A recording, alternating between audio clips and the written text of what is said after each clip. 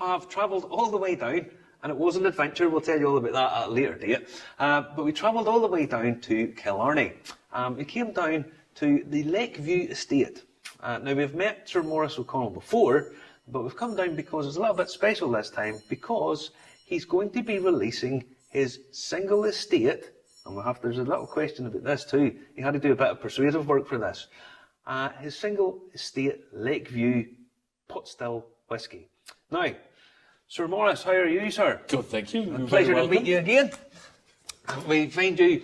It was raining earlier on, but once we come down, rains here. The sun Never shines rains in here now. Now, you must be very excited. This is a bit of a journey, a bit of an adventure. Yeah. Now, fill us in. So the O'Connells started off in Kerry, in this place, Ballycarbery Castle, in about 1450, and our business then was importing wines and spirits from Spain and Portugal, and that was a legal business in those days. And it was only after Cromwell's troops sacked the castle and 1661 excise duty was introduced. So what we'd been doing entirely legally for hundreds of years suddenly became taxable, and there's not really the Kerry way or the O'Connell way to bow to taxes imposed from afar. So we started doing the same thing, but only they called it smuggling. Right, okay, and yes. so it built up to quite a big business under this guy, who's another Maurice O'Connell, known as Hunting Cap. Yes. And he had a fleet of about 7 or 8 ships going to and fro from the continent. And nobody noticed this? Well, the thing is, he was Justice of the Peace. Right, so okay. all his clients would have been the gentry of Kerry, and they didn't want their supply chain interrupted. Also, where he was a place called Derrynane down the coast from here. And that's a natural harbour, hidden from the sea, surrounded by mountains. There's only O'Connells and O'Sullivans in there. So if you were somebody different, you tended to stick out.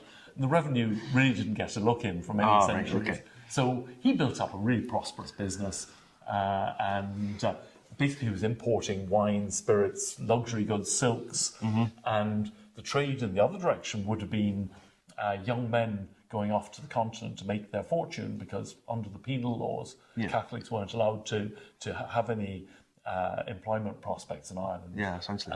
So his brother is this guy up here, Count Daniel O'Connell, who was a general in the French court, and he was awarded this Order of St. Louis, the red sash there, for saving the life of the Dauphin, who was the French king's son. So that's how he got into the court. And because he was in the court in France, he arranged for his nephew, Daniel O'Connell, who's this man here, to be educated in France. And so Dan went to be educated in Douai, and that coincided with the start of the French Revolution, and he got involved. He saw the bloodshed there, and he resolved that he was going to achieve revolutionary change for Ireland and Irishmen, but using peaceful means only. And so in Ireland we're taught Catholic emancipation, which, with the best will in the world, is not really the most engaging subject these days. But he was a really interesting guy. He was a civil rights campaigner, essentially, and he was very involved in anti-slavery campaigning.